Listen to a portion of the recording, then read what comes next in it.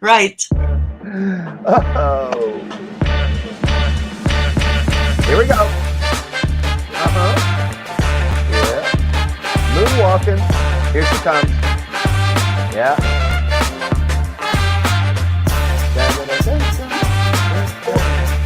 We should have a harmonica version of this. Yeah.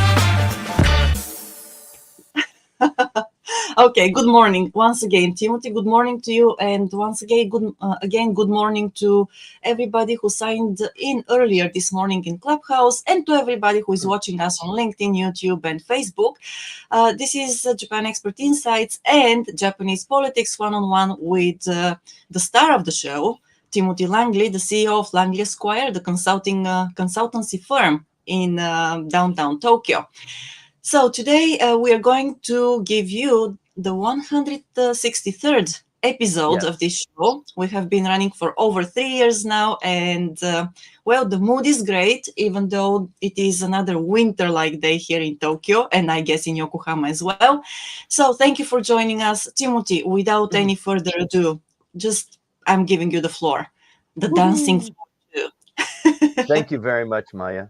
Good morning, everybody. Today is March 24th, 2024.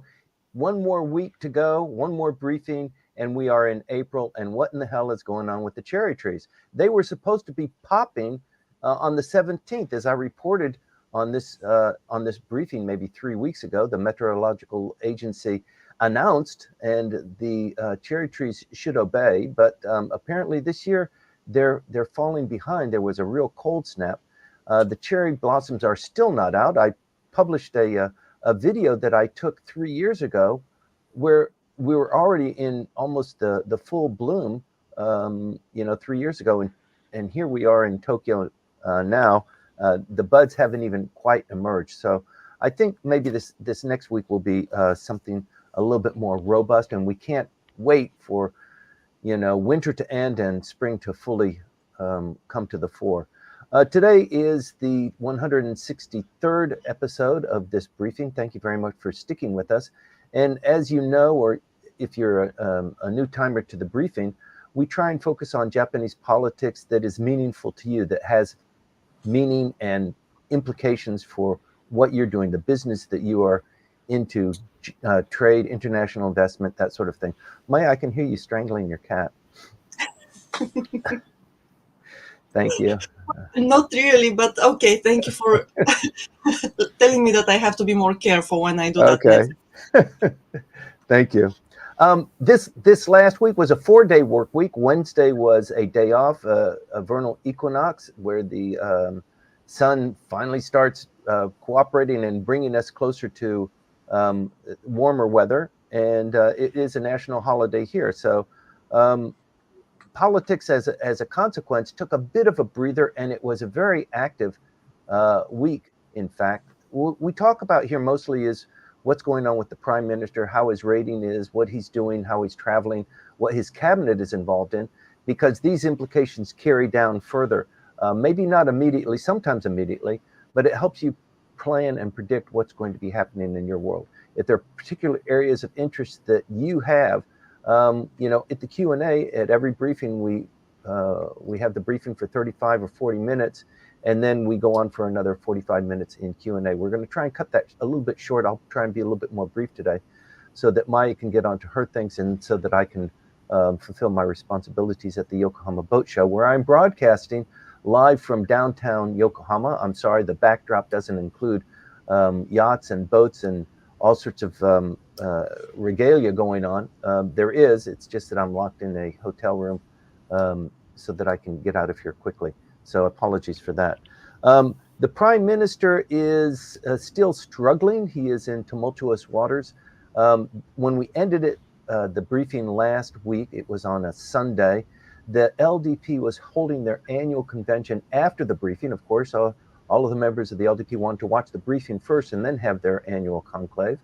And in this conclave, there was lots of discussions internally with the LDP leadership, of which the Prime Minister is the head of the LDP, on how we're going to run this annual conclave, how we're going to bring the teams team together and how we're going to go forward. We've got egg all over our face, and we've got the ethics committee that is challenging us and trying to force us to have sworn testimony in the ethics committee hearings, and this is just a disaster for us. So how do we dodge that? How do we sidestep that? So on Sunday, the Prime Minister finally came forward. We heard news of this probably on Wednesday, Thursday, Friday, that I can hear you. Are you giving the cat a shower now? The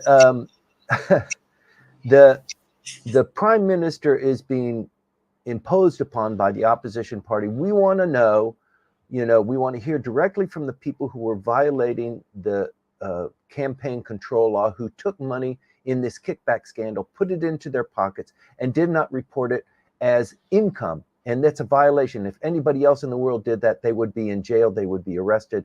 And now you've got at least 50 members of the LDP spread out between four factions, who have participated in that, primarily within the former Abe faction. And we want them to testify, and we want them to fess up. And we want you, Mr. President of the LDP, to chastise and punish them for the infractions that they've had. So the Prime Minister decided, maybe Wednesday or Thursday, at least it became public, that with this annual conclave of the LDP, once a year they do it, they're not going to talk about punishments or meting out, different classifications of, punishing these diet members. Let's just kick that ball down the road. We'll deal with it later, but let's just have a nice convention. Let's talk about moving forward, about how we're going to separate ourselves from the past, how we're going to move forward under the Kishida administration without the weight and the heaviness and all of the things with the Abe administration, and let's move forward. So that's what they did, and the responsibility for meting out punishments ultimately ends up with the Prime Minister, but the person who should be doing that is the Secretary General of the LDP, and that's Mr. Motegi, probably the number 2 or number 3 most influential, powerful person within the Japanese government. The Prime Minister obviously is number 1. The Chief Cabinet Secretary, perhaps, the Secretary General of the LDP, perhaps, the Finance Secretary, perhaps, but in this environment, it's a very tight circle. Mr. Motegi, Mr. Taro Aso as Deputy Prime Minister, and Mr. Kishida are the three-legged stool that pretty much decides how things are happening within Japanese government, within how the cabinet is run, how things get done. The relationship with Mr. Motegi and Mr. Kishida is not good at all. And the relationship between Mr. Aso and Mr. Kishida has become even worse because Mr. Kishida decided, I'm going to disband all of the factions. I'll disband mine first, even though I'm not the chairman. Wink, wink. I'm not the chairman, but I'm going to disband it anyway in an effort to compel you and encourage you to also disband. And Mr. Motegi and Mr. Aso looked at each other and said, who the hell decided that? It's a faction. I'm the custodian of a faction. I didn't start it. There's a legacy here. So who the hell am I to kind of cut that off? And you've done that with your faction. That doesn't mean I need to do it with mine.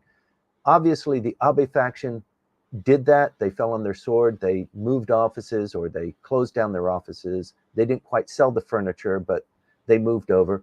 Mr. Aso is now having his weekly factional meetings. He hasn't stopped having a faction. He didn't commit to disbanding his faction. Mr. Motegi is a little bit in a different kind of situation, a little bit more delicate situation, because in addition to the kickback scandal, there's another scandal that's kind of very quietly brewing in the background, dealing with a supporters group of Mr. Motegi and some funny money that's been there. So they're trying to keep that one quiet as they deal with the kickback scandal. But in any event, the meting out of punishment falls on Mr. Motegi.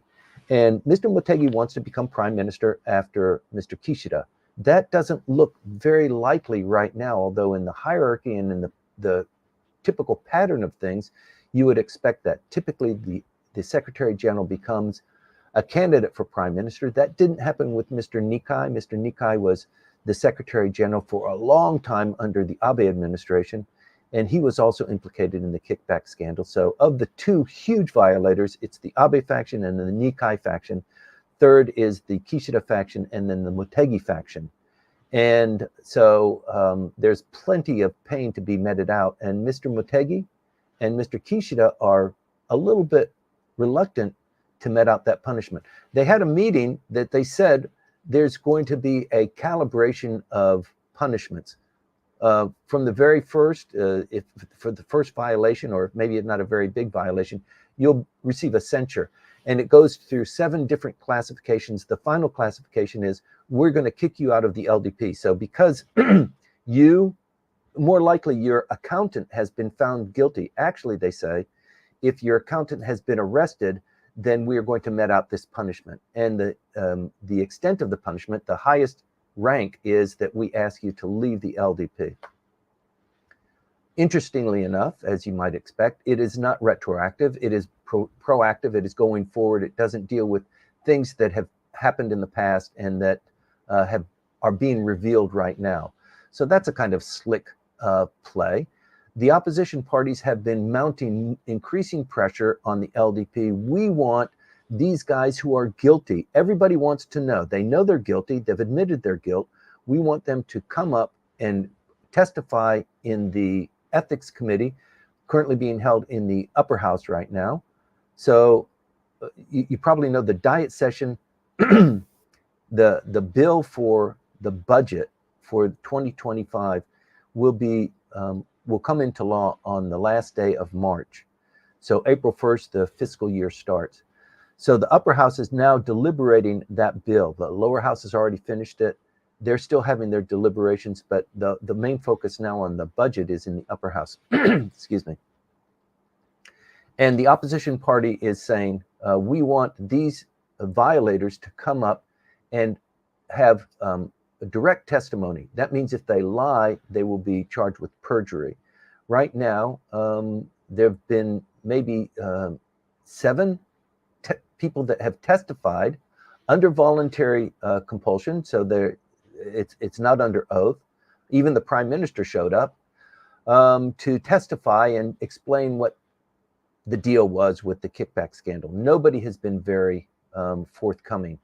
The big deal this last week, when I signed off with you last Sunday, was that Mr. Shimomura Hakubun Shimomura, he was the former Ministry of Education minister under Mr. Abe, very close to Abe. In fact, when Mr. Abe was shot, he was like the Secretary General. He was like the president in absentia for a period of time because they didn't know what to do without Mr. Abe. He was eventually kind of ejected from this group of 6 LDP very staunch Abe supporters. And part of the reason for his ejection, the story has come out, is because of the relationship he has with Mr. Mori. So in the vacuum of Mr. Abe being shot and Mrs. Abe refusing to kind of step into the vacuum to pretend to be a leader of the Abe faction, there was so much confusion there. Mr. Mori, who initially was the leader of the faction, and as a consequence of that, springboarded into becoming prime minister. You might remember that 20 years ago. It was during that period when Mr. Mori was the faction leader that this kickback scandal first started.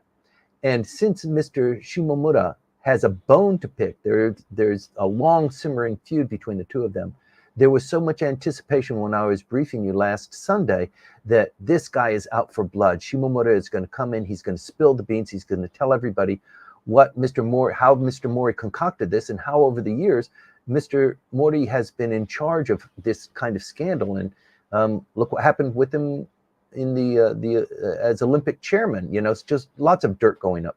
So there was a lot of anticipation there. The LDP, in fact, didn't want him to testify. He volunteered to testify the week earlier, and they created lots of roadblocks, lots of reasons why he couldn't testify. The opposition party became really adamant. And so he testified the day after the LDP conclave. And this is important because when he finally sat down, it's kind of like a, I don't know, the Godfather movie. When he finally sits down, his tone has changed. He's a little bit more reticent. He's not really fully disclosing. He's not full of vim and vinegar. Something happened. Something happened days earlier to kind of mollify his testimony. So not only was the prime minister not really forthcoming when he testified voluntarily, but now you've got Mr. Shimomura, who shows up on Monday, lots of anticipation, and he was a little bit, I don't know, I mean, Mr. Mori was doing this, Mr. Mori was doing that. So he did explain a little bit about the Mori involvement, but it wasn't as scathing as a lot of people hoped, particularly the opposition party. So here we are now. The testimony for and the demands for the LDP to cough up and to be a little bit more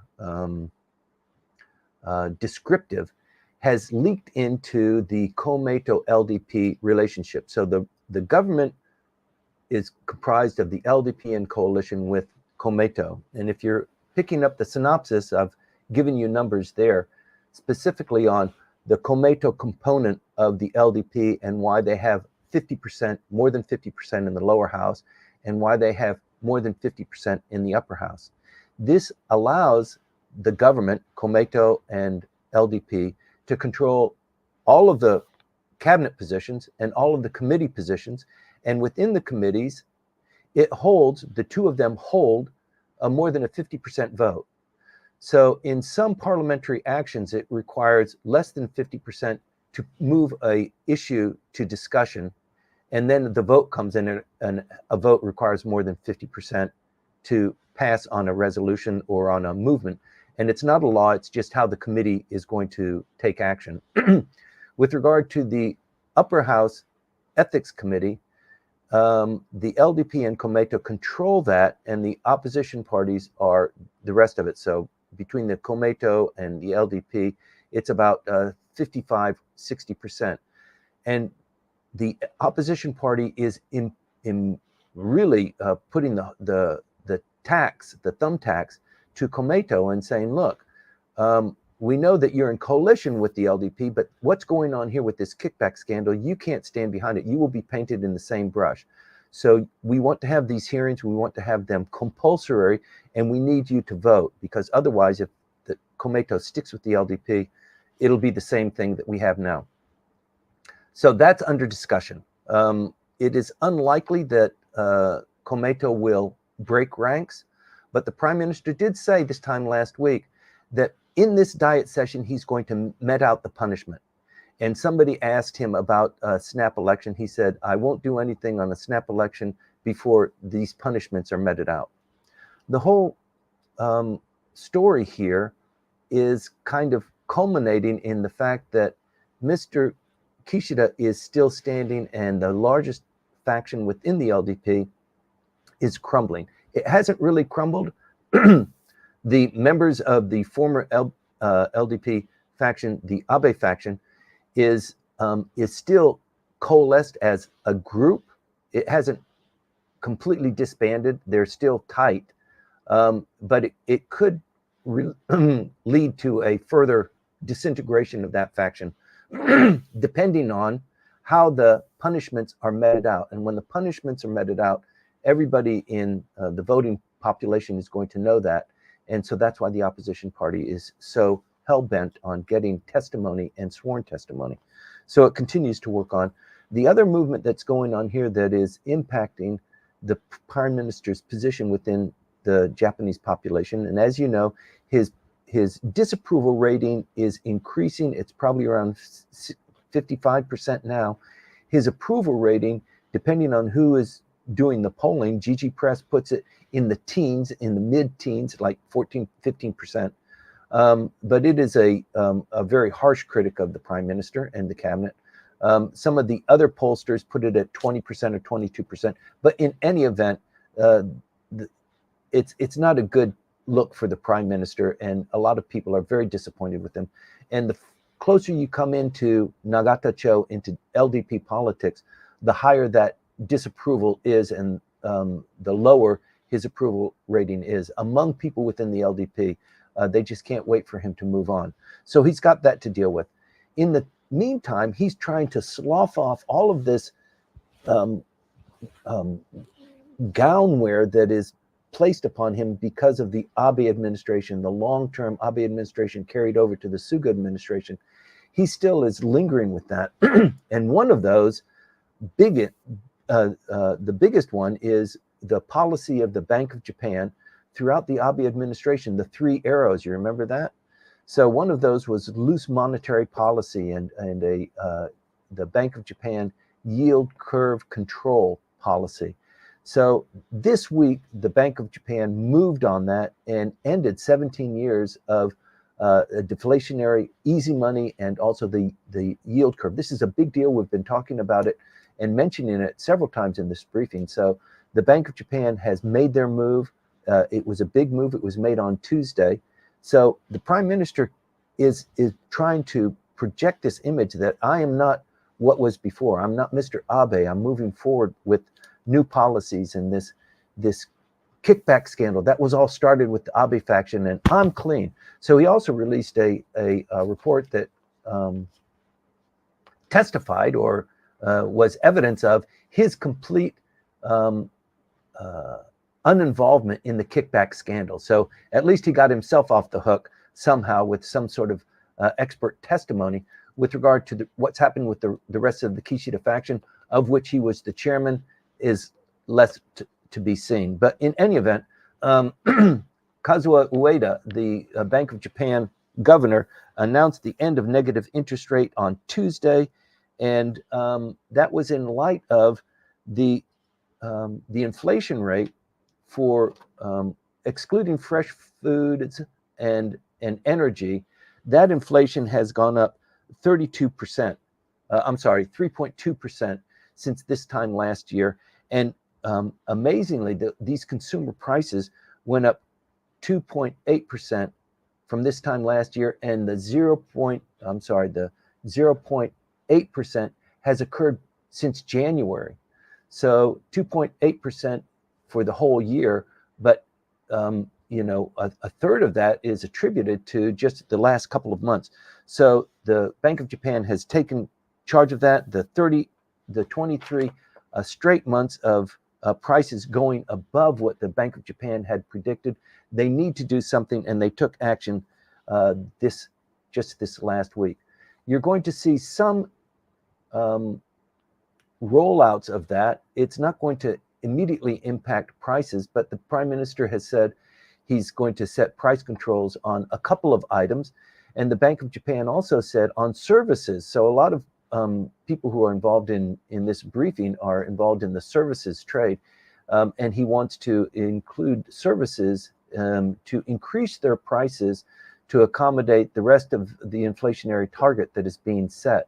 So it could be, and a lot of people are setting their prices on April 1st. So it's another push there. It seems like a lot of house cleaning wants to be done by the Prime Minister and by the Bank of Japan in March. So April, we start the new fiscal year. Things are on a little bit more of an even keel. Initially, the yen-dollar rate, the dollar-yen rate, was at about this time last week, 151 to the dollar. When this announcement came out, surprisingly, the dollar took a turn not expected. It's leveled off a little bit over the week, but it's very complicated, and what they do in one area sometimes doesn't produce the desired effect in other areas. So it's a bit of an experiment, but among all of the G20 nations, Japan has been an outlier with regard to monetary policy. It's coming more back into line. So you can anticipate that the impact on the economy will be more evident in the next coming months, but it is a slow haul.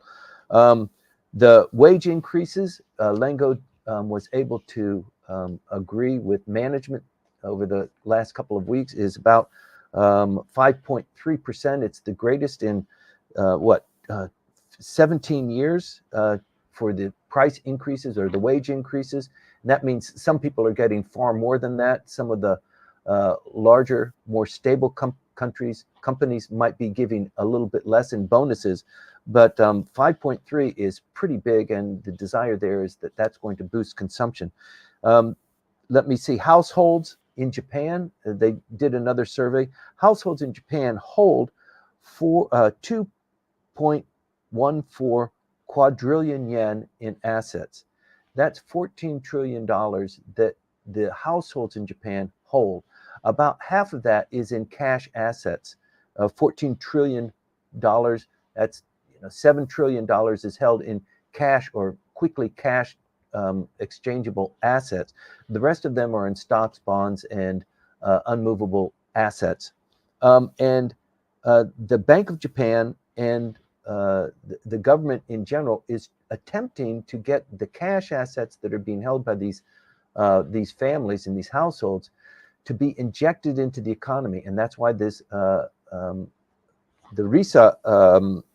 NISA technique of taking money from your account and investing it in the market and getting a tax-free return on that is beginning to take off. And it's been such a successful program that it has impacted the stock market. The stock market is on fire over the last 2.5 months, record highs, breaking all previous records. The Nikkei is up beyond Yomayan per share on the average.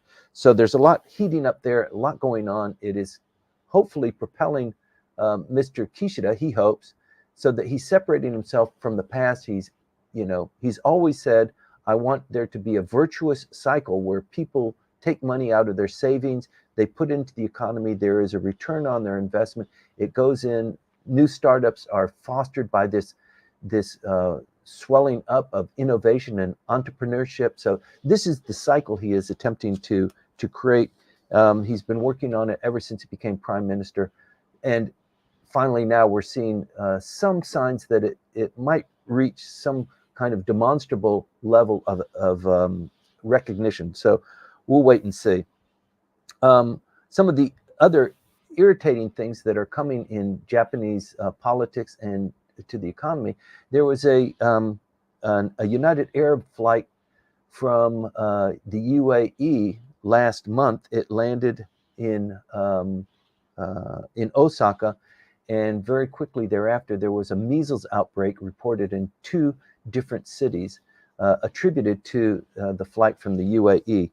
There's a little bit of a scare going on in Japan now because measles is practically unheard of. It almost was eradicated. Even children don't have the measles vaccine because it's such a rare disease nowadays, but it is very contagious, and there's a little bit of a scare going on. That's going to be occupying the Ministry of Health and Welfare and also the Prime Minister. So you might see some things coming out in the next couple of weeks. The president is going to entertain Mr. Biden on the 10th of April. This meeting between Joe Biden and Fumio Kishida is so important that we have decided to put a special briefing together 2 days afterwards. So Dan Harada and I are going to explain the visit, the state visit of the Prime Minister to Washington, D.C. That state dinner is on the 10th. There is a meeting where the Prime Minister will speak to the Joint Chamber of the U.S. Congress, a very rare opportunity. And with that as a backdrop, we're going to be able to analyze many things. Dan and I will be doing that on Friday the 12th, I believe. Maya, is that right? Have you finished washing your cat? I have, yes. Okay. Last night, actually. Anyway, Okay. it will be on the 12th of April. I apologize for this. And then it will be at 12 noon. Noon. Yes, live streamed on LinkedIn. We will run announcements there. So we'll run announcements also on YouTube. And once the webinar is finished on LinkedIn, we will package it, just take away the silent places and upload it on YouTube as well. That's April 12th, Great. the stream, and then a couple of days later, it will be available on YouTube as well. Thank you, Maya. So there are a couple of things that are related to the Joe Biden Kishida summit or state visit. And it's not just about U.S.-Japan relations. So Kurt Campbell, he's the Deputy Secretary of State, was in town just this last week as the kind of Sherpa to set up the meetings and to make sure everything goes well. He made a couple of announcements about what they're going to be talking about. And it is significant that he was here in town. Anthony Blinken was in South Korea just on Monday and Tuesday of last week. That generated a reaction from North Korea. North Korea, I don't know if it's completely related to the Secretary of State visiting South Korea, but they fired 3 ballistic rockets while he was in country, solid fuel rockets, short-range ballistic missiles. So this is another provocation. It's all very well organized. The other thing that's come out is that while the Prime Minister is in Washington, D.C., Ferdinand Marcos, the president of the Philippines, will also be in Washington, D.C., and there will be a 3-party meeting, first time it's ever happened, between the United States, the leaders of the United States, the Philippines, and Japan in Washington, D.C. This is a big deal, and it should signal to you that things are going on in the South Japan Sea, in the greater area around Taiwan, the Philippines.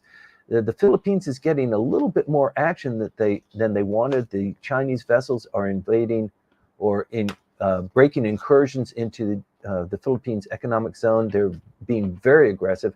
And I think the role of the Philippines Navy and Air Force is really beginning to grow. As you know, the United States has received permissions, not completely unlike the SOFA agreement that Japan has with the United States, where troops can be stationed and they can store weapons, they can have flights and naval vessels coming into their ports throughout the Philippines. So this march is continuing to grow forward, and that it will be one of the key points of discussion that the Prime Minister will have while he's in Washington, D.C. It's not just a state visit and the speech to the joint chambers. There is a lot going on there.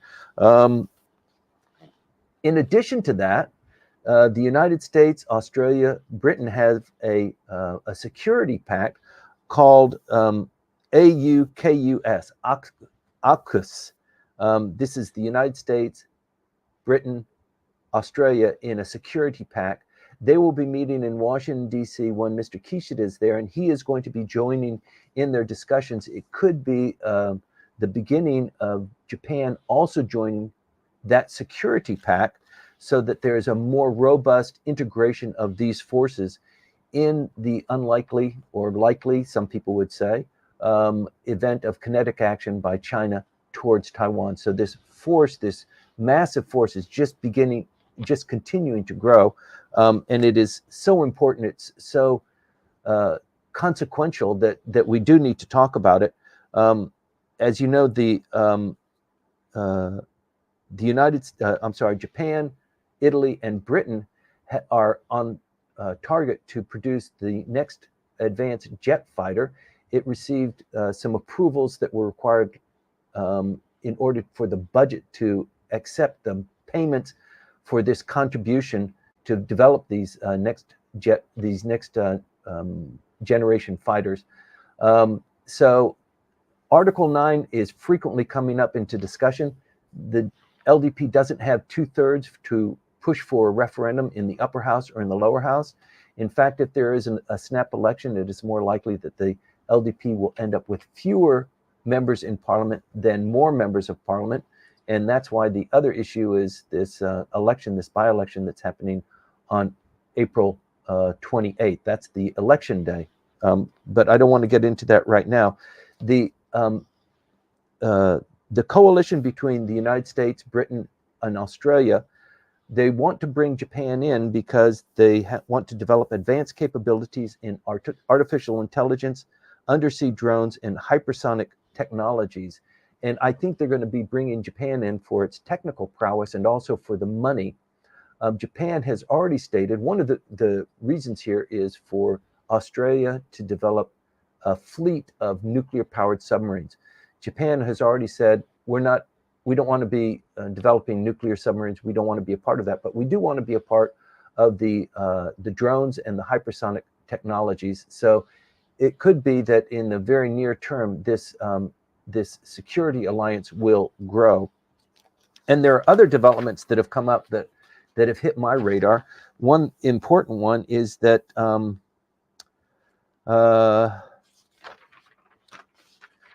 the Self-Defense Academy is now accepting members from some of the Pacific Islands. We've reported on, China has its Belt and Road, and the United States and Japan have not been as aggressive in developing the symbiotic relationship between those that are with China and versus those that are against China. And so there's been a lot more emphasis there. There is a conclave, a huge conclave in Tokyo in July, where all of the island nations come to Tokyo. The United States will be involved in that as well, Australia, New Zealand, and many of the island nations. But now the Defense Academy has decided that they will accept, let me see,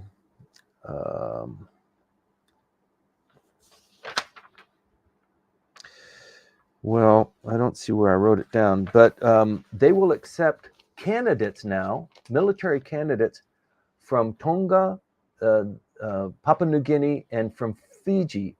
So these island nations who have armies are the candidates for it, who are probably already in the service in those countries, are going to be accepted into the Defense Forces Academy for higher training. So this integration now is taking a new kind of step there. So who knows how this is going to pan out in 5 years or 10 years, but clearly this is not the same kind of environment that we had even 10 years ago. So it's important to keep a watch of that, and also to keep a watch on what is the evaluation of Japan and Japan's contention of having a peace constitution. The Article 9 forbids Japan from having offensive capabilities. It is restricted to defensive capabilities. In very limited instances, it can participate, but they're very limited, and they don't help the United States that much. So the United States is here as the defender, providing the nuclear umbrella and occupying a lot of the air bases and the naval bases in Okinawa, irritating a lot of people there, but being the front guard action in case there is anything coming from Russia or from China or from North Korea. And all three of those are likely contenders within the next 5 years or so. So it's something to be watched. There are 2 or 3 other things I want to talk about before I close this one up, Maya. The first one is that the election, the by-election on April 28th, is for 3 Diet seats that became available. One is because the Speaker of the House died while in office, and he comes from Shimane, and then there's a Diet member who was kicked out because of political funds violations. He had to give up his badge, and so that Diet seat became open. That's in Nagasaki number 3, I believe. And then there's Tokyo 15. So the 15th district, Tokyo has 30 seats. Tokyo 15 became open because the lower house member who held that seat was embroiled in a bribery scandal. And the LDP is likely to lose at least 2 of those 3 seats, and possibly 3 of those seats. The number 1 seat that it is the strongest in is Shimane, where the former head of the Abe faction, Mr. Hosoda, he resigned from being the head of the Abe faction. Mr. Abe stepped back in, and as a consequence of his service, he became Speaker of the House. And he died less than 6 months ago in office, a bit of a shock. And so that seat needs to be filled. It's in Shimane. The LDP has owned that territory for decades. And it looks like the LDP doesn't have a very good, strong candidate to run in Shimane. So a lot of implications will be drawn in this by-election that the prime minister doesn't have a handle on things. The LDP is disintegrating, it's falling apart. There's a by-election. The LDP had these 3 seats. It held them in Shimane, in Nagasaki, and in Tokyo 15. And if they come back and lose all 3 of them, which is a likely scenario right now, people are going to say this prime minister, this LDP is going towards the toilet. So something needs to happen. As a consequence of that, so the opposition party has a candidate in each of those areas. Ishin and the Constitutional Democratic Party in one of the areas is combining forces so their candidate beats whoever the LDP puts up, and they have a good, strong candidate there. In Shimane, where the LDP should be the strongest, the candidate is the daughter of the former holder of that seat. He was in the LDP. He resigned from the LDP. He went independent. He died. His daughter took over the office. She was 1 term in the lower house. She lost her election, so she's on a comeback now. People know her. They know her father. The LDP has a bureaucrat from the finance ministry that they are promoting as their candidate. It doesn't look very good. That leaves the prime minister in a kind of maybe a pickle, maybe an opportunity. There are 3 opportunities for the prime minister to call a snap election. It's a decision that he himself holds.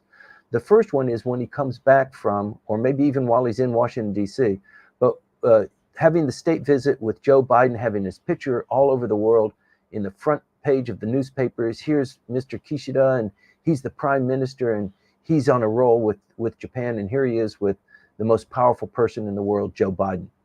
Using that kind of wind in his sails, he could come back and call for a snap election at any time, even though the by-election is on schedule. So the by-election, the campaigning for the by-election will start on the 17th and run until the 27th, and then the 28th is the voting day. The prime minister could go in at any time and call for an election. And I think the possibility there is rather high. This is one of the issues that Dan and I are going to talk about on the 12th of April. But that's one scenario. And the second scenario is that when this diet session ends, so it's a 150-day diet session, it starts in January, it ends in July, probably around, is it July, maybe the 6th or so. 150 days. It can be extended by mutual agreement within the parliament. It's unlikely to. Close down the diet or end that diet session and immediately close down the House for elections. That's, in terms of a window of opportunity, that's a good window of opportunity for the prime minister. And then the third scenario is he has the election of the LDP president coming up in September. So his term of office ends. If they held that election now, it is unlikely that he would repeat himself. He would survive himself. There are too many people who dislike his policies, dislike him. He doesn't have Mr. Aso. He doesn't have Mr. Motegi weighing in for him. He doesn't have the Abe faction. Without the Abe faction in previous terms, if you don't have the support of the Abe faction, there's no way you're going to become prime minister. So that disintegration of that political power base is under question. So those are the 3 scenarios where he could possibly call for a snap election, and I think it's highly likely, maybe 70%, that before the election for party president, there will be a snap election. So all of the thinking is going on. When is the best time? When do you think the prime minister might do that? And what he has to gain by holding that snap election is just, number one, longevity, a little bit more stability in his campaign and bringing more of the attention to himself as a leader. He hasn't done such a great job so far. The predictions are that if there is a snap election, the LDP will lose seats, could be 20 seats, still with the coalition partner above the 50% range. But the calculus all depends on a lot of different things. So it's something that we're going to watch very carefully, and it's so important that we're going to devote that special time. Dan Harada and I on the 12th, I invite you to it. It'll be over a lunchtime, and try and keep it short and snappy, maybe 20, 25 minutes, something like that. And the other thing I just want to bring to your attention, I try not to be alarmist in my analysis of what's going on, but there are a lot of things that are happening kind of at the same time, and you need to keep those in consideration when you're trying to predict, where to put your ducks. The first one is the Hong Kong security law. By unanimous approval, Hong Kong passed a security law, and it makes Hong Kong just a little bit less attractive to the financial centers who is looking for a place to go. They're considering Tokyo, they're considering Singapore. A lot of them are going to Singapore. Japan is not quite as attractive as a financial hub. The governor of Tokyo, Koike, desperately wants it to be a financial hub, but without Tokyo being really a 24-hour city, and without the infrastructure for English language and education for kids. There are international schools here. I just don't think the infrastructure would support all of the financial houses coming to Tokyo. So a lot is waiting to be seen there. We've got the first trilateral meeting in Washington, D.C. on April 11th, Philippines, United States, and Japan. We've got the British, the Australians, the United States, and Japan meeting on the same weekend or that same week in Washington, D.C. You've got this military integration going on with the island nations of Japan and Papua New Guinea, in Fiji and in Tonga, joining the National Defense Academy in Kanagawa. You've got North Korea firing 3 rockets just as the Secretary of State lands there. Very provocative. And you've got the co-development of armaments with Japan, Italy, and Britain, and this recurring question of, it's a defensive weapon. It is used, drones can be used as defensive weapons, but they can also be used offensively too. And what is Japan's role? If Japan crosses that bridge, it is no longer a peaceful constitution, and they might as well go full bore. Halfway is just going to make them a victim. So I think that there's a lot of thinking going on there. I know the Prime Minister is desperate to create another industry in Japan. It could be aerospace, it could be AI, it could be chips. The most likely one is a military industrial complex, but we've got this niggling Article 9, so we're trying to deal with that one too. But I think the most likely opportunity for Japan is to develop, advanced weaponry and to sell that internationally and to gain, revenue as a consequence of that. Japan is in a deep hole. 53% of the national debt is held by the Japanese government.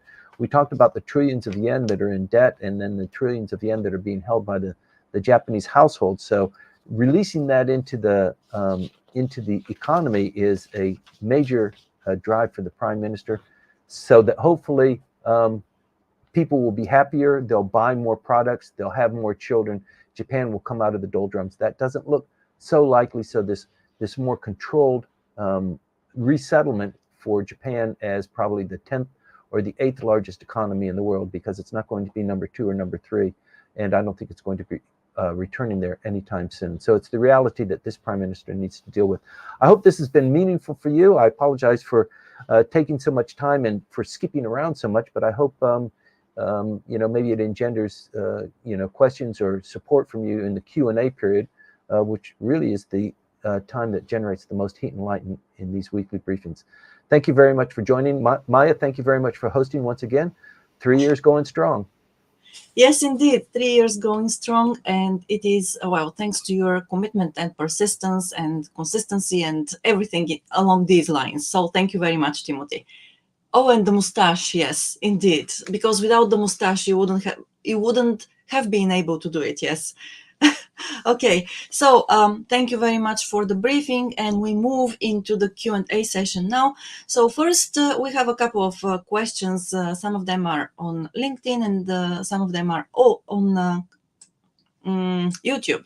But to start with, I would like to ask you first one question. So we have been talking when it comes to the elections, the by-election on April 28th, we have been talking about the LDP actually losing those 3 seats. Well, the chances there are high.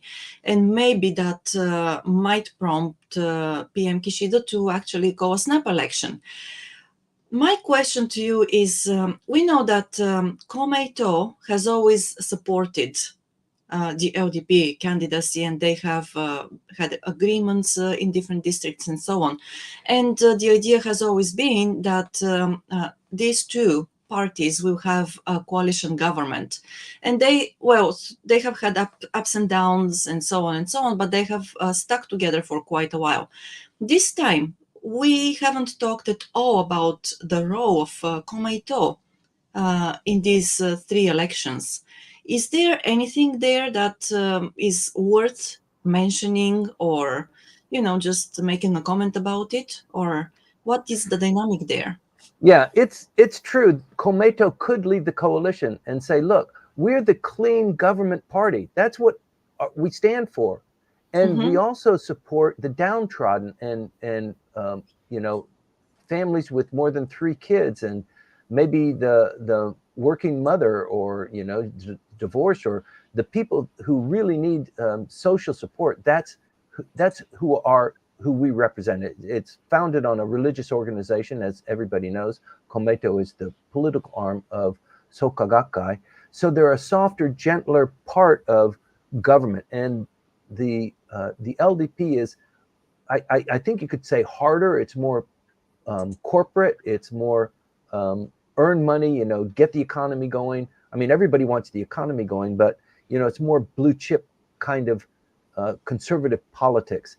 And at the conclave this time last week, the leader of Komeito did show up at the LDP annual convention, and he did a little bit of wagging of his finger. He said, you're not doing a good job here. The public is not satisfied with your explanations. You do have power with Komeito, with us, to kind of railroad things through the diet, but the public is not buying it.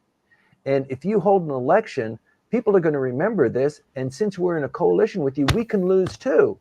So we have a benefit in being a coalition with you because we have at least one cabinet portfolio. That's one of the benefits of being in a coalition. They will get one ministry that they will maybe successfully, through various administrations, have deep knowledge and fingers in. So once you're in that kind of a position, commerce comes from that. If a person in Komeito is the minister of, let's say, land and transportation or health and welfare, other Komeito type individuals will be receiving benefits and appointments and committee positions as a result of that. And from that flows money. People who are have more affinity with those individuals are more likely to get the bids or more likely to get the contracts. So it kind of feeds on itself. And to give that up is pretty tough. But Komeito has a good point. You've been dodging the question. You haven't gone forthrightly forward to explain yourself. Even in the ethics committee, you're dodging it. You refuse to take questions under oath. It smells like you guys are guilty as hell. And you think that you can get away with, pocketing the money without an explanation, when everybody else in the country is, they're in trouble for not supplying their taxes. What the hell's going on with you guys? So it is a good argument to have. And I think Komeito is scratching their head wondering, bedfellows with these guys, we held our nose for a long time, more than 20 years, so that we could maintain this relationship. But you guys are looking really bad. And we've been approached by Ishin. We've been approached by the opposition parties. Why don't you come back and join us? And together we can, collapse the LDP and have more of a balanced political environment here in this country that's been dominated since the end of the Pacific War by the LDP. Okay, so but well, explicitly, this is not really the goal of Komeito, right? So they just want to well to have a partner who is not so compromised by well through scandals and so on. Yeah, of course, but they also get their say. So, Mhm. with regard to the Italy, Britain, Japan fighter jet, advanced fighter jet, the LDP had to negotiate with Komeito. Komeito says, no, we have Article 9, no offensive capabilities. And the LDP says, yeah, but you do want us to give you concessions in these areas that are important to you. So, it's important for us, for you to hold your nose a little bit and to say this is offensive, this is defensive in nature. These advanced jets are defensive in nature. And Komeito said, no, we can't go there, but we can agree that these weapons will only be sold to Japan's allies and nobody who is in a conflict currently when they purchase them, and that anybody who purchased these, any countries that purchase these, have an agreement with Japan that they're not going to use them offensively. And of course, the LDP said, yeah, we'll do that. We'll do that. We'll make sure that over the next 25 years, those three concepts that you've just told us, they'll stick true. And so they said yes. I think they held their fingers crossed behind their backs, and they got the agreement. So they do have to negotiate with Komeito, and Komeito is going to insist on certain concessions, and it will get them. But it's horse trading, it's politics, and it's not easy to look at sometimes. So sometimes Komeito, the clean government party, it does things that it really shouldn't be doing, and the LDP is doing the same thing because it wants to win elections. It wants to have 2/3 vote in both houses so it can revise the Constitution. Right, but they may not be able to do that in the next maybe couple of years. So Yeah, yeah. it doesn't look likely, and Ishin is coming on strong. Mm-hmm. So it's and with all the shenanigans inside the LDP, I mean, it's fraught with difficulties and scandals. Every time these scandals come up, people say, I'm not going to vote for those guys. I'm going to go with Ishin or somebody that smells a little bit better than these guys. Right. Well, let me go to one of the questions we got on LinkedIn. So it is from Hiroko-san, and the question is about the meeting with President Biden at this time of the year. So the question actually is, wouldn't this meeting put Mr. Kishida in an awkward position if or when Mr. Trump wins? He's going to be in that position irregardless. But today, being on the front page of the newspaper is important to him. And it's actually more important in March than in April. He wanted this state visit to be in March. He was really lobbying hard for it. The United States couldn't accommodate it because of the Trump Biden election preparations that are going on, Super Tuesday, that sort of thing. So they pushed it to April 10th. April 10th is not the best time for the prime minister. He's lost a little bit of initiative, so he's got to extract what he can from this state visit. And Hiroko, as you point out, it does look more and more likely that Trump will be the president. The vectors are looking in that direction, and so people are beginning to place their bets and to put themselves in the right position. But I think for the prime minister, having a state visit with the president of the United States, whoever the president is a good thing. You want to pursue that. It hasn't happened in a long time. Only Mr. Abe and when Obama was president. So it's not an everyday thing. It's a big deal. So you jump on that. Okay, so thank you for the answer, Hiroko-san. I hope that it answered, well, this was a good answer to your question. And then also moving to Clubhouse, where we have Rumiko with us. And Rumiko wrote, I just want to share some comments from Kuala Lumpur in Malaysia.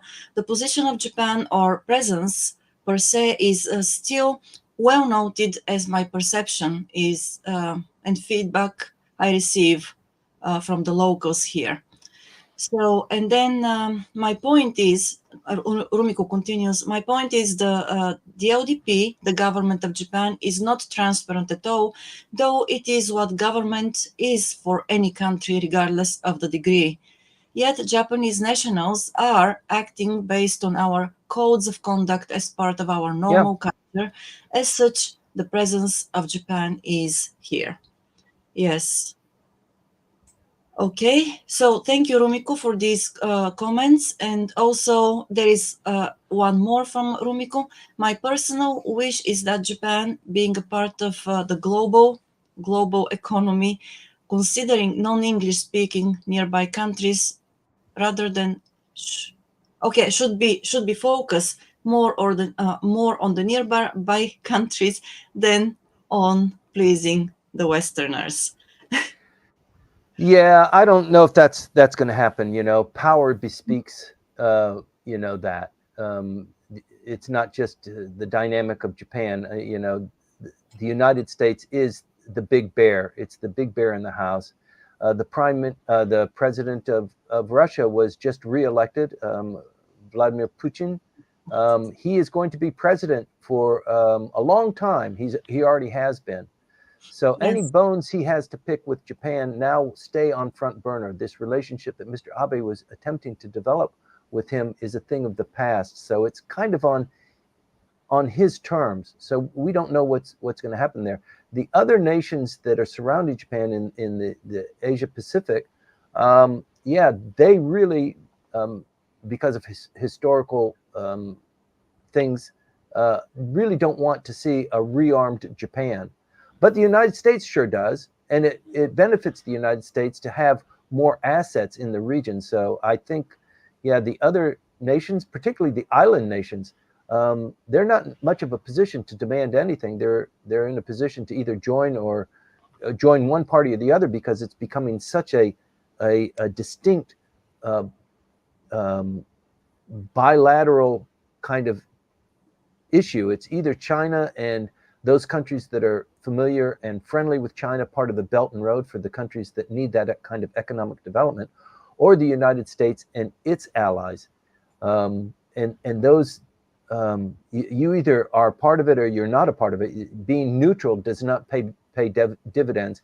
And if there's a kinetic action, you know, there are going to be victims identified. So it's a very delicate time, and I think people are trying to draw those alliances tighter and tighter together. That's why the Pacific Island nations and the conclave that they're going to have in July is important, and also the you know, the Belt and Road Initiative that China is continuing to push throughout this region as well.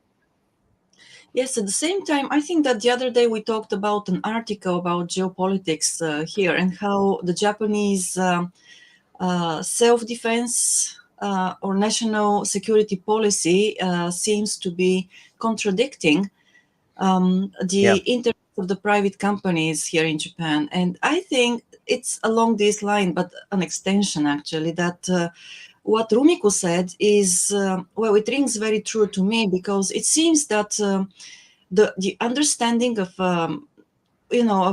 national security is slightly different. It differs between the Western countries and the Asian countries, and the Asian countries, in fact, they try to keep what are supposed to be their enemies or potential enemies very close to themselves, and integrate economically and in other ways.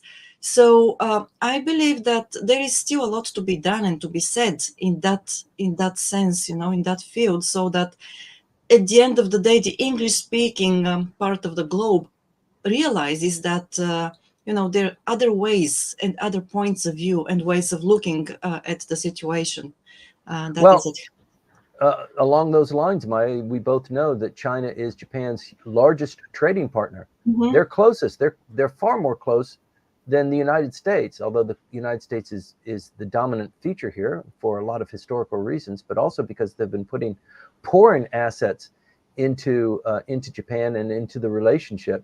So, you know, many people have said, you know, bar none, it's the most important bilateral relationship in the world. And, you know, now it's the it's the era of Asia, so there's been a real shift from the European centric U.S. trade relations towards the more Asia Pacific. It's become more and more complex because of Russia and Ukraine, but um, there's still a lot of action to be had here. So something to Yeah. watch, and I appreciate people tuning in because that's really what we're talking about in these briefings every week. Right. Yes. All right. So we have two more questions, and they come from YouTube. The first one is from Gerard. Gerard, thank you very much for tuning in and for commenting, and also the questions. So the question is: could LDP do so badly in an election, and Ishin negotiate so well with other parties so that they can form a coalition Yeah. government and take power? Yes, that is the likely scenario, but it's not going to be in this election. The likely scenario in this election, whether the prime minister holds a snap election before the by-election election day, which is the 28th. And I think that, to me, that's the most prime time for him to do it. If he's moving towards that election and he knows he's going to lose 3 seats, rather than deal with that, he's going to extend it by closing down the House. And from that point on, he has 40 days to hold the election. So he could wait towards the last day of the campaign period, close down the House, and now he's got another 40 days. He knew he was going to lose those 3 seats anyway. And so he kicks the ball down the road. We've heard this before. He kicks the ball down the road. Within 40 days, he has to hold an election. By then, the diet has closed. He's through the diet session. The diet continues on, even though he potentially is going to call for an election. He said he's going to call for election. And it gives him 40 more days to establish himself. It gets him closer to when he's going to be elected or not reelected as party president. So to me, that looks like a likely scenario. But it really all depends. Ishin has said it's going to take us two elections. This next election, we're not going to really challenge the LDP front on. We're going to still establish our base in Osaka and in the surrounding areas. So we are a Osaka-based political party. We are formed in Osaka. Osaka is our strength, and so that's their push. Although they have candidates in many districts throughout the nation, so Ishin candidates do have an appeal that the LDP lacks. And I think over a session or two, the Ishin is going to become obviously a choice for the electorate. The Constitutional Democratic Party wants to increase that. The Constitutional Democratic Party is larger than Ishin. It is the opposition party. It is the one that gets to ask the questions first when there's an opportunity to do that, and they usually have the most time on the agenda. But Ishin wants to surpass them. There could be a coalition, yes, what you suggest, between the Constitutional Democratic Party and Ishin, just to topple the LDP. That is possible. If the LDP holds an election today, they're going to lose 20, maybe 30. And if they lose more than that because something happened just prior to the election day and they tumble really hard, then yes, there'll be a revolution within the LDP. They'll want to get rid of the prime minister and the cabinet. The prime minister actually said something about, well, he actually didn't say it. It was attributed to somebody else, but shuffling the cabinet. If he shuffles the cabinet instead of holding a snap election, that's a kind of a baby step forward, but it would distance him from Mr. Motegi, who is the Secretary General of the LDP, who is, although the prime minister is the president, the secretary general, the guy that's actually doing all the work, is Mr. Motegi. They don't see eye to eye is an understatement. So it might give him an opportunity to do that, to shuffle the cabinet a little bit, hopefully get a little bit more wind in his sails. It sounds a little bit too complicated to me. I think I would rather go for the closing of the House. Sorry, it's a long-winded answer, and it touches on things that you didn't ask, but I hope in context it satisfies it satisfies you for the answer. Yes, I hope so too. And the next question is from Romain. So thanks a lot, Timothy and Maya. Any update on who will be the LDP candidate for the Tokyo 15 lower Yeah, house on April 28th? Is great Governor question, Romaine. is she still a potential candidate? Yeah, you won't know until the fat lady sings, and that is not attributed to her being. I don't want to say anything, but you won't know until she actually announces. And just to fill other people in, the Tokyo governor, Koike, her term of office ends in 3 months. And if there is a opportunity for her to run in the lower house, well, let me back up. There is an opportunity for her to become prime minister. These arguments that you hear time and time again, yes, we might as well stick with Mr. Kishida because there's nobody else of similar caliber who could run the country, who has the credibility. So you hear that refrain. You hear that refrain when it's Mr. Suga as prime minister or Mr. Abe as prime minister or whoever, right? It almost seems as if it's impolite to suggest anybody else. But now you have potentially Miss Koike as prime minister material. And yes, I think that is a likelihood. I am not in a position to put how high it is, but I think as we approach the start of campaigning, so for the by-election, if Ms. Koike is going to run, it means she wants to be prime minister at the next chance. That means within September, when the prime minister has to go up for re-election as party president. That means she has to be a member of the lower house. She has to join and be accepted as a member of the LDP, and then she has to challenge the prime minister, meaning that she has to have 20 members of the LDP to endorse her as a candidate. And she would be running against maybe 3 or 4 other qualified candidates who have maybe 20 already in their pocket. Shigeru Ishiba is forming that coalition now. He doesn't have 20. He's re-establishing a group that he's already had. He would probably get 20 easily. You've got Sanai Takaichi. You've got Konotaro, possibly. It might make his boss mad. I don't know. I would expect him to run. You've got the foreign minister who's doing a bang-up job, who could potentially run. But all of them would pale in comparison if Miss Koike showed up. So that's why Romaine is asking the question. That's why there's so much curiosity there. She would be a huge dynamic. It would really shake up Japanese politics. It would be a heyday for people like me to talk about what it means and what's the implications and how it's going to change the dynamic. But we're watching it. So thanks for asking, Romaine. I hope that was responsive.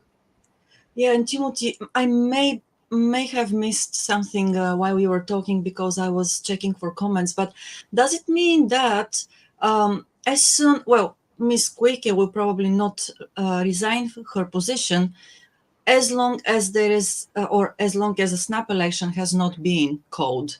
So, can we Right. expect, right? So probably if there is any development there, she will announce her candidacy as soon as a snap election is called, if ever. So, yes, the 28th is going to happen. Mm-hmm. If the 28th happens and there is a vote there, there will be a person elected for the 15th, Tokyo 15th. Sure. Yeah. Okay. If after that, or even before that, the prime minister calls for a general election, the 15th becomes open, even if there's a candidate that's already taken office. They all become open. Mm-hmm. So, yes, it's fair game. She could run in Tokyo 15. She could run in any Tokyo seat and win. Okay, so because I focused on a snap election, but that's not the only option. Just That's right. yeah, right. That's right. The most likely scenario is that there's a by-election. It's going to be on the 28th, and Tokyo 15 is available, and the LDP doesn't have a good candidate there. If it's important for the LDP, they could encourage her, or they could endorse her as the candidate. She wins. She would definitely win. She joins the LDP ranks as a consequence of that, and then collects 20 votes. And this was a game plan. You know, Mr. Nikai was very, very hot on Koike, and she has friends. She has some enemies. She was a member of the LDP. She left the LDP, so people hate her for that. but some people admire for that. She started her own political party. She Right. is, she is at the genius level of Japanese politics. Ichiro Ozawa, she's at that caliber. So she is a smart cookie. I think she would make a great prime minister. I think she would, I think among the other candidates, she would be probably the most dynamic and maybe the most capable, having run Tokyo, the largest metropolis in the world, for the last 8 years. Okay, just one more question. Then you hinted that the LDP, if they don't have a candidate for Tokyo 15, they might encourage her, despite of the fact that she left the party. She said she formed her own party, which ran against the LDP candidates. So, right. But also, I just wonder. So, is there an option for her? Any option at all? Not joining the LDP, but joining, I don't know, some of the other parties, or running on her own ticket. That's a longer shot gamble. Mm-hmm. So if she runs under another political party, or she reignites Tokyo First as a political party, Yeah. It would be to topple the LDP, and that would require a coalition with the other opposition parties. She's been running the city of Tokyo. I don't think she's had the time or the energy to develop those coalition ties. The better gamble for her is join the LDP, challenge the prime minister, become prime minister herself, and then rock and roll. Right. Okay. Thank you for that. But she could do that, or she could wait till she becomes prime minister and then shake everything up and say, screw the LDP and kick out Komeito, and let's bring in as a coalition partner Ishin. And there's a lot of things that could come about as a result of that. Okay. Yeah, thank you for that. We also have Yuka with us. Yuka, 大変お待たせしました。 Hi, Yuka. See, whenever you say that, Maya, I don't know how to respond. Sorry. Do I say like a do itashimashite or that's it's up to you. What is a typical response? Anyway, I have to think about that. I'm going to ask ChatGPT for the next time. Okay. Right? Yeah. I cannot do without ChatGPT. Excuse me. So going back to the last session, Timothy, we talked about, the Wakayama, the scandal. There is some after session entertainment, and the junior members were entertained, by certain type of exotic dancers. Yeah, that's a good word. Okay. Now, then I sort of saw the comment. Then I think they said the entertainment was sort of organized by the older generation, but then those entertained members, nobody questioned, nobody argued that they should stop that, and then the comment was, then because those junior members, see, my question is, then why? So they lack the judgment, or some people are saying that those, like, let's say you are you graduate at the top of Tokyo University, let's say, and then you are now going to become a politician. They go to the startups. So my question is, do you agree with that? That this, if you are smart, you don't become a politician, and then if so, how can we change that? Do we need to raise the salary of those politicians? You have a multi-layered question here. I don't know how I can address it. But first of all, let me say that organizing that party, it depends on a committee. Usually the guys get together, the powerful guys get together, the 5 guys who started this youth organization, LDP youth organization of Wakayama, or of the Kinki district, actually. It's a youth, so there were maybe 45 people that joined. And these are like various committee chairs, or people not in national politics, in local politics. They have a a seat within the assemblies of the various areas, 55 or so people. And 2 members of parliament also joined. But there's a committee that designs what the food is going to be and where the venue is. And then they kind of tell everybody. Most people, I mean, even in a rugby club or in a tennis club, when those guys decide, well, what you're going to have for food and where the venue is going to be, people generally just say, okay, I guess that's, I'll ride along with that. I don't want to raise my hand and say, what the hell, right? And I can say with a pretty high certainty that these 2 members of the parliament didn't know that the exotic dancers would be there. They knew that there was going to be some entertainment, maybe some dancers, some Tahiti dancers or something like that. But when these 5 girls showed up, they showed up in, they were clothed, and then they eventually ended up in negligee, and then they were dancing with members of the party. Originally, I guess it was designed to be harmless, but yeah, it kind of got a little bit out of control. So your other question was about, the smart people going into politics or the smart people going into business. And I think politics in Japan has tended to become a little bit more familial. That means a family kind of operation, a legacy. Many of the members of the upper house and the lower house, particularly in the lower house, are 2nd generation or 3rd generation. But that happens in a lot of countries.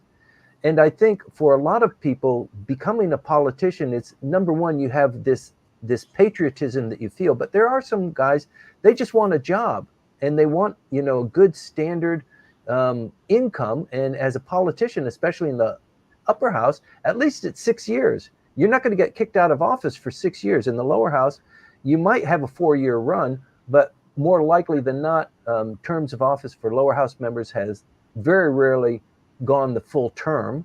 So you never know, but having a car and driver and office and staff that's paid for by the state, and you get spending money plus your salary, it's okay, but it's not a gig for everybody, and you don't want to be a politician and then lose an election. I mean, you lose all your friends, and people think you're a loser by doing that. So it's not death-defying, but in this culture, if you're a lawyer and then you run to become a politician and you lose your position after being in office once or twice, and you can come back and rely on being a lawyer again. But for most people, you're not going to sell car insurance. You're not going to sell real estate after that. You might get a teaching position, but falling from that level down to the regular level of commercial interest, it's very, very difficult. So it's a little bit risky. It costs a lot of money. You have to have supporters. You have to have a support of the political party as well in order to be a candidate. So you have to convince them and sign lots of documents about what your ethics are and what positions and policies you promote and you espouse. And when the party says they feel this way, even though you feel that way, what are you going to decide? How are you going to do that? And if you sign the document, then you get the endorsement and you get the money for the campaigning and the support from the big guys who come and hold the 20 mics that are banded together and they speak about what a great politician you'll make. So it's a little bit more complicated than that. And I don't think it's, the smart guys or the rich guys, maybe the rich guys, but there are better ways to earn a living if you're already wealthy than being in Japanese politics. That's rough and tumble, especially in the lower house. Yeah, it seems like the cost benefit analysis. It seems like it doesn't pay off as a politician. But then I have a answer for the first part. Okay. Entertainment should be organized by women, right? Oh. I think I will raise hell if somebody suggested that those dancers. So I think the women, the more the female politicians are required. Thank you. Yeah, that's a good conclusion, Yuka. It sounds like a very simple one, but sometimes the simplest, we try to be too overthinking things. So, yeah, that's a great result. Yeah. Yes. Thank you very much. Well, Timothy, we have run through all the questions and the comments as well. So there is one more comment from Rumiko. She comments that remuneration. Wait a minute. You said you've run through all of the comments and the questions, and so I'm Yes. getting ready to walk out the door, and then you say, "But Rumiko has a question." No, it's not a question. It's just a comment saying that financial remuneration, the pay raise is not the only way we can actually improve things, or maybe there are better ways than it. And I would agree, Rumiko. Yes, definitely. I would say organizational culture is very important, and the parliament, the Diet is an organization just as any other, sorry. And the LDP is also an organization as any other, and I believe that they need quite a lot of work there in order to improve their culture when it comes to inclusion and diversity, and also spending, and Definitely. so on. Yeah. Yes. Before we wrap up, Maya, Yes. two things happened this last week. One thing, the Oklahoma State University visited Japan, and they had 40 students, 45 students that came. I gave them a briefing on Japan and what's the culture like and that sort of thing. For the vast majority of them, it was their first time to come to Japan. And we were talking about, I think it was, I forget who asked the question, but you were asked, Maya, every time you say that, I don't know how to respond. Do I say thank you, right? And one of the questions that came out from this group was, when I walked into the Japanese store, everybody said irashaimase, and I don't know what's the response there. And so it was just interesting reflection on all of this. We've all gone through this situation when we first come to Japan, and you walk into a store and everybody yells at you. You're not sure why they did that, but I think if there's an opportunity with people in the audience where your company wants to have a briefing, wants to figure something out. These briefings I do it every Sunday while I'm living my life doing other things. It's prepared a little bit, and I apologize for it to be rough around the edges. But if you want something really crisp and directed, if you contact my office, I can give a specific briefing on a specific area, or give you insight there. It doesn't really cost a lot, but it is a piece of my time, and it is a good briefing. So if you're interested in that sort of thing, please let me or Maya know. And then the final thing I would like to say is, I think it was a year ago or so, we did a tour of the Diet, Maya. Yes, we did. We had a whole lot of people that showed up that were really interested in that. And I think we should do that again. So if people in the audience who are in Tokyo, or they're going to be in Tokyo, would like to go inside the parliament and see how the machinery works, see what the building's like, learn the history and stuff like that, I'd love to do that. I think it should be an annual event. And, depending on what the appetite is, we should throw something like that together again, Maya. Yes, definitely. Well, in terms of time schedule, I would say that the earliest possible time will be in May. So let's aim at that, and later maybe talk and discuss and decide on the date so that we can announce it here, and allow everybody who wants to be there to schedule their Politics time. is going to become much, much more active. And so maybe a tour of the Diet gives you a little bit more insight if this is part of what you do for, your living, or what you get paid for. It might be an additional aspect that will give you insight that you currently lack, but I'd love to do it. Yes, definitely. And Patricia, we would love to have you with us on that Diet tour. Thank you for chiming in. All right, great. So that's all for today, and we're 5 minutes. Oh, okay. Anyway, so we're 5 minutes beyond schedule today. Thank you anyway, Timothy, for the briefing and for answering all the questions, and also for giving your thoughts on, some of the comments here as well. And to everybody who shared their thoughts, thank you for being with us. Thank you for commenting and being part of this discussion, because this is what it makes it more interesting and more vibrant. So we're looking forward to having you with us again next Sunday at 8:20. Last day of March. Last day of March, yes. maybe we'll have some cherry blossoms at that point as well. We don't know yet. Let's see how it goes. And also on Wednesday at 8 o'clock, we are going to talk with a very interesting person who has only recently moved to Japan. That is Rebecca Callahan, when we're going to talk about gaming and anime and how she makes her living out of this. So if you're interested in this topic, join us on Wednesday morning at 8 o'clock in Clubhouse and also LinkedIn. So that's all for today. Timothy, once again, a big thank you, and sorry for keeping you occupied for such a long time. I know that you need to help your teammates in TSPS. So that's all for today. To everybody, enjoy the weekend. Thank you very much. Thanks, Maya. Thank you. Thank you. See you. See you.